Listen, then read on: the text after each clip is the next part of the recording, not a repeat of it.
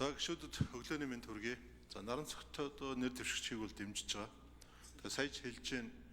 Ер нь хүн аливаа албан тушаал томилогдоод байх ёстой газар нэг байсан шиг байдгийа гэдэг энэ үг бол бас их зүй зүйтэй үгээ.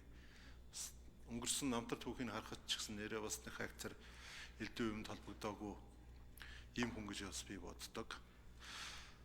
Ер нь дарга хүн бол нэг асуудлыг шийдэх ёстой, асуудлыг яриад авах шийдэх ёстой гэдэг ийм зарчмыг барих юм байна гэж би бол таны байнгын хороо болон чуулганы хуралдаан бусад газар хэлсэн үгнээс бас ойлголоо. Тэгэхээр бас хүлээлт тэр хэрээр өндөр байх нь гэж та ойлгох хэрэгтэй баг.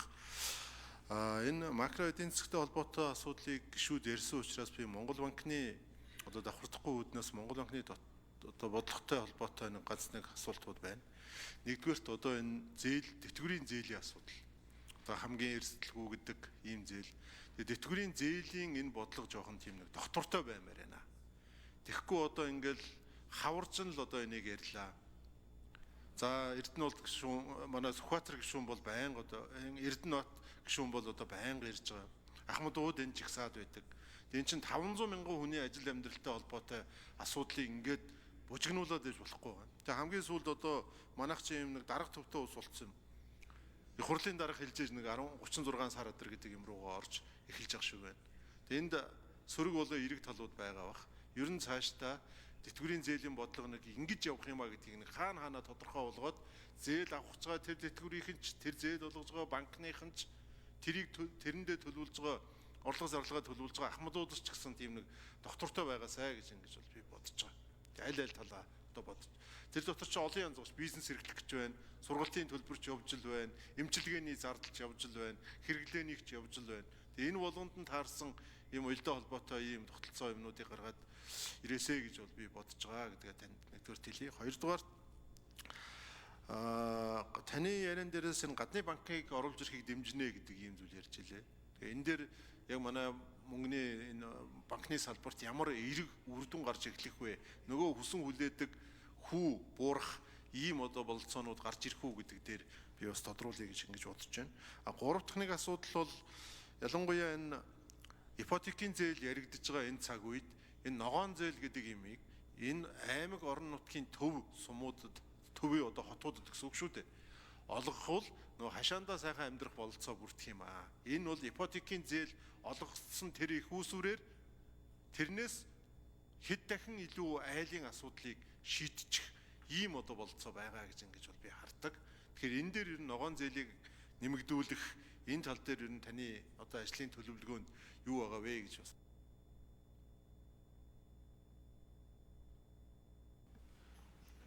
Нэр дэвшигч Санжаагийн наран цогт хариулна.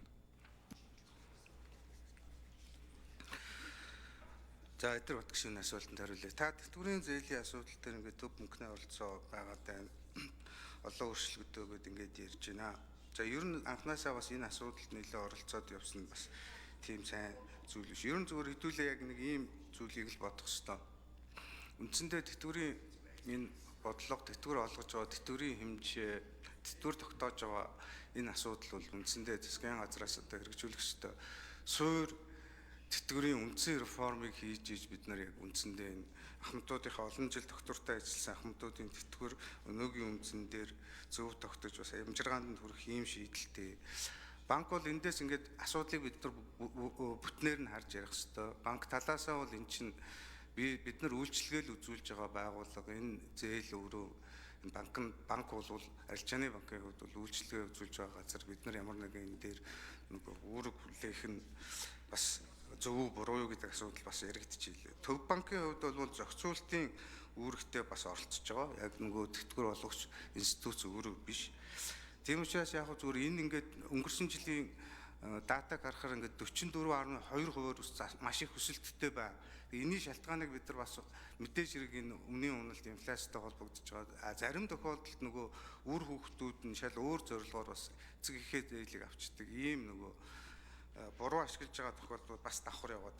Тэгэхээр сая ийм байдлаас болоод нөгөө зээл орлогын харьцаа нь өндөрсөд тэтгэврт байгаа тэтгэврийн ахмадуудын маань гарт нөгөө сардаа амьдрах мөнгө маш бага болоод ихэнх 84% хүртэлх тэр мөнгөө буцааж авсан тэтгэврийн мөнгө нь зээлэнд тооцогдоод байгаа учраас улсын их хурлын дараагаас энэ тэр амжиргааг нэмэгдүүлэх тал руу анзаарах ийм бодлогын хүрээнд одоо төв банкнаас бол тэр их усүрийн зохицуултынхаа хүрээнд бас банкнд боломж олгох журмаар энэ 36 сарын асуудлыг бол шийдсэн байна. Тэгэхээр яг энэ дээр хэдүүлээ бол захиргааны арга бол бас хэрэглэх туйлын зохимжгүй. Өөрөөр хэлбэл энэ 3 сая 600 мянган иргэдийнхээ энэ санхүүгийн салбарт ажилд үүсгэх юм байгаа. Тэгээ төв банк хоёр бол хоорондоо яг энэ нөгөө зохицуулалтынхаа хүрээнд энэ дээр ямар арга хэмжээг тултална ашиглаж болох боломжтой вэ гэдэг дээр ажиллаж болж байгаа. Нөгөө талдаа бас тэтгэвэр баталгаатайч бас биш тоо үзүүлэлт харахаар тэтгэврийн зээлийн найдваргүй зээлийн хэмжээ өнгөрсөн оноос бол 5.8% өссөн байлээ. За энэ бас тодорхой хэмжээнд эрсдлийн зардлыг нэмнэ гэж үзэж байгаа. За тэгэхээр ер нь бол тэтгэвэр дээр нэлээд одоо засгийн газар их хурлаас бол том цогц арга хэмжээг зөрөгтэй хийвэл ер нь зүгээр баха. Тэрнээс одоо нөгөө энэ инструментууд бол тодорхой хэмжээнд очиод тулна. Тэгээ энэс цааш бол ингээд нөгөө 3 дахь этгээдэд энийг өөрүүлэх болцоогүй юм нөхцөл байдал үүсэх юм аа. Гадны банкны хувьд асууж байна. Би гадны банк ялангуяа хувийн хөрөнгө оруулалттай яг арилжааны ашигын зорилготой арилжааны ийм зах зээлийн зарчмаар ажиллах зорилгоо орж байгаа банкуудыг бол бүрэн дэмжинэ. Энэ бол бид нарт манай энэ зээлийн үг өндөр байгаагийн чинь гол зардал нь их усүрийн зардал байна. Тэгэхээр их усүр хямд их усүр гаднаас бид нар хөрөнгө орж ирнэ гэдэг бол манай эдийн засагт манай салбарт сайн. Тийм учраас ийм зорилгоор орж ирж байгаа банкыг бол бид нар баг өөрж оруулж ирэх ёстой. Түүнээс үшээр нөгөө өөр стратегийн зорилттой төрийн өмчт ч юм уу эднэр үдээр бол болгоомжтой хандах ёстой гэж.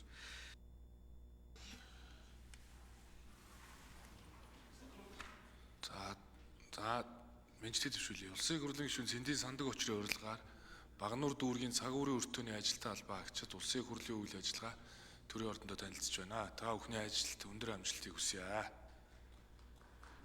За улсын их хурлын гишүүн Цагаагүйгийн Эдэр бат гишүүн тодруулнаа. Зээлийн тэтгэврийн зээлтэй холбоотой асуудал мэдээж банкны одоо дөрвөн журмаараа явна. Гэхдээ зээлийн ахмадуудын хүсэж байгаа зүйл бол одоо зээлийн хүүгийн асуудал байгаа. Энэ дээр бас би анхаараасаа гэж ингэж хүсэж гэж байгаа.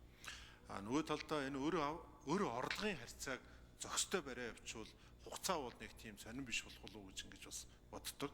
Тэгэхээр энэ дээр ч гэсэн та маань бас ягаарай гэж би танд бас хэлье. Хоёрдугаарт энэ би ногоон зээлтэй холбоотой асуудал дээр бас танаас тодруулга авъя гэж ингэж бодож байна. Яагаад гэвэл би нэг Улаанбаатарт бол орон сууц бариад байх нь зөв байх.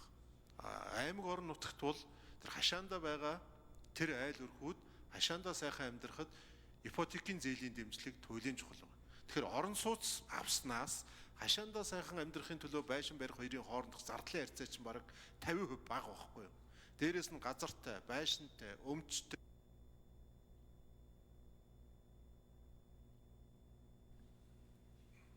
Санжаагийн наран цогт нэр дэвшигч хариулна. Ногоон зээлийн асуудлаар байр суурь. За эдгээр бат гишүүний асуултанд тодруулж хариулъя.